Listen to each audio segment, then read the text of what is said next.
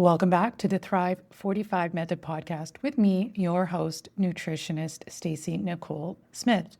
And this is the space where we talk all things weight loss and wellness for the woman in perimenopause and menopause. Now, let's get started with today's episode. Hey guys, what's up? Welcome. So today you guys hear about 3 signs that your hormones are blocking fat loss in peri and menopause. And so we're going to go through the 3 today and what you can do about it to help it. So first and foremost, I think this one is not going to surprise you, honestly.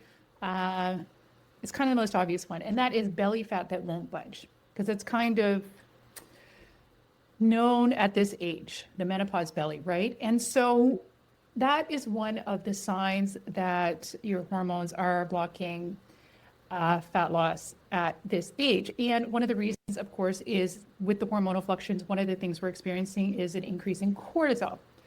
Cortisol is that hormone that's famous for putting weight right on the belly.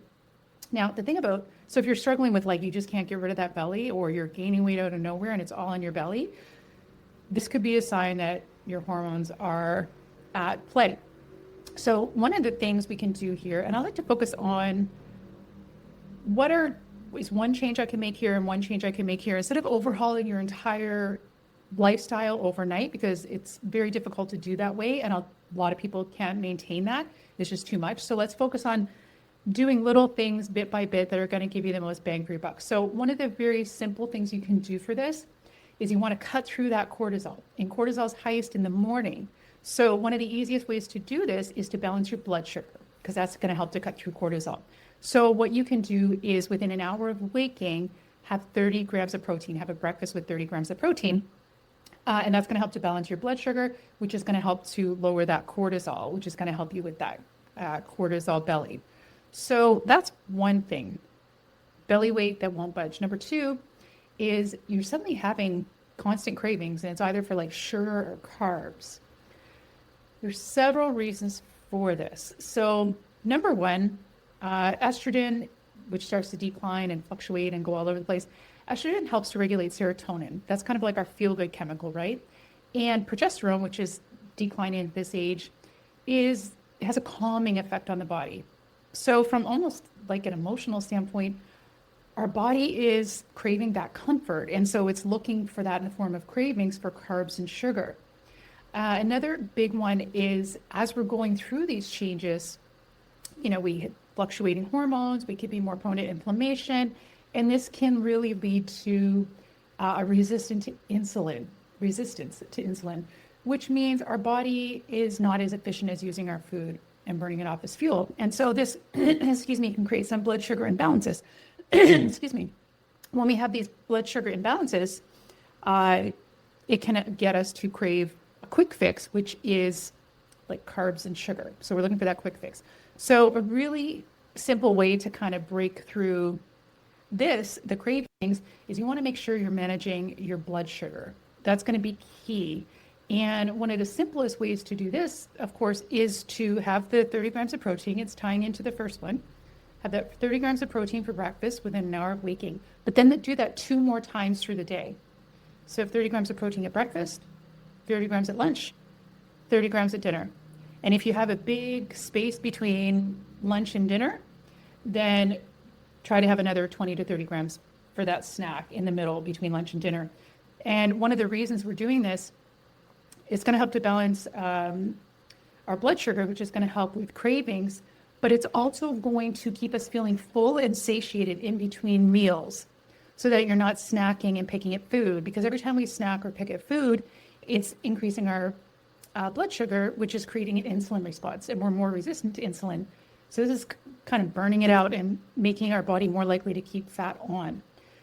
So the third thing, and I am almost certain if you were here, you have experienced this, and that is weight loss resistance despite doing everything right.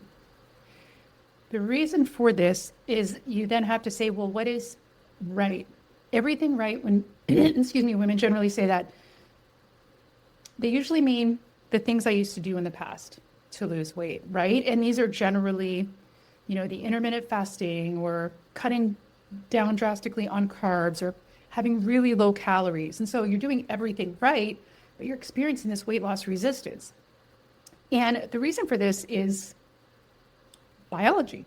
So it's not that it's not working, it's just that a different strategy is required because hormones are changing. So we need a different strategy to work with the changing hormones.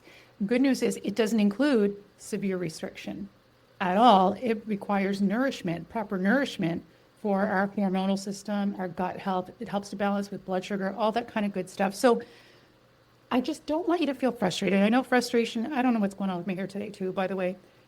Really, it's annoying me. I'm sure it's annoying you. I'm just playing with it. But I don't want you to feel frustrated because I know I talk to women every day. I know you're feeling frustrated. And it's because you think nothing's going to work because the things you used to do are no longer working. And I understand it. And it makes sense from a biology standpoint. So just know that there is absolutely a solution. The solution is a good one. That's very good news.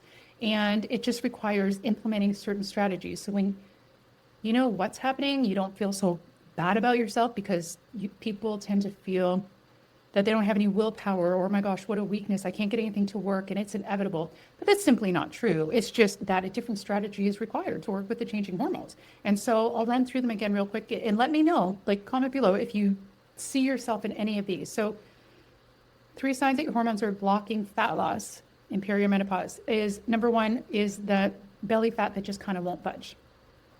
And again, this has to do with the increase in cortisol. Simple thing you can do, 30 grams of protein within an hour of waking is going to help to balance your blood sugar, which is going to help to cut through that cortisol. Number 2 is really having a lot of cravings for carbs and sugar. And again, our serotonin, kind of that make us feel good happy chemical, is tightly related to estrogen. And so estrogen helps regulate it. When estrogen starts to decline, our serotonin starts to decline and our progesterone starts to decline, which is our calming hormone. And so a lot of women are reaching for the carbs or the sugar as that quick fix to kind of bring up your mood. And additionally, we're having issues, a lot of us, with insulin resistance. And so that's kind of it, dealing with our blood sugar. So blood sugar, we always want a quick fix to bring our blood sugar back up, right? Because it's not being utilized efficiently in the first place. So we keep wanting that quick fix to bring it up. So the solution to that is we want to really balance out our blood sugar and make our body more sensitive to insulin. And a simple little trick, the 3 meals, 30 grams of protein 3 times a day, first one within an hour of waking. And then of course, the other one is experiencing weight loss resistance despite doing everything right. And the thing here is we just have to look at everything right for what? Everything right for our 25-year-old body, but we are not 25, right? What are we, 45, 55, whatever. It's a different set of hormonal changes. And so it's not that nothing's working, it's just knowing the right things to implement every day. And so simple things, you want to be sure you're having enough healthy fats. You want to make sure you're having enough fiber, 30 grams of fiber a day.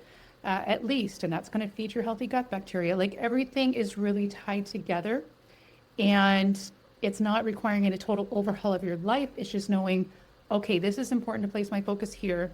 This is important to place my focus here. You need to eat enough food because a lot of women are afraid of food and carbs because that's what we've been kind of told their whole life, feel the burn, calories in, calories out. It's not really that simple at this age. Different foods have different reactions on the body. So I hope that helps you. Leave your comments below if anything was a surprise to you, if anything really helped you out a lot, or if there's anything you want to see in upcoming lives or videos. And if you want more support with this, send me a private DM, or you can visit my bio to see the different ways that I can help you further. Anyway, I hope that helps you. Have a wonderful rest of your day. Bye. Thanks for listening. I hope you found this episode helpful. If so, please be sure to like and subscribe to be notified when new episodes are released.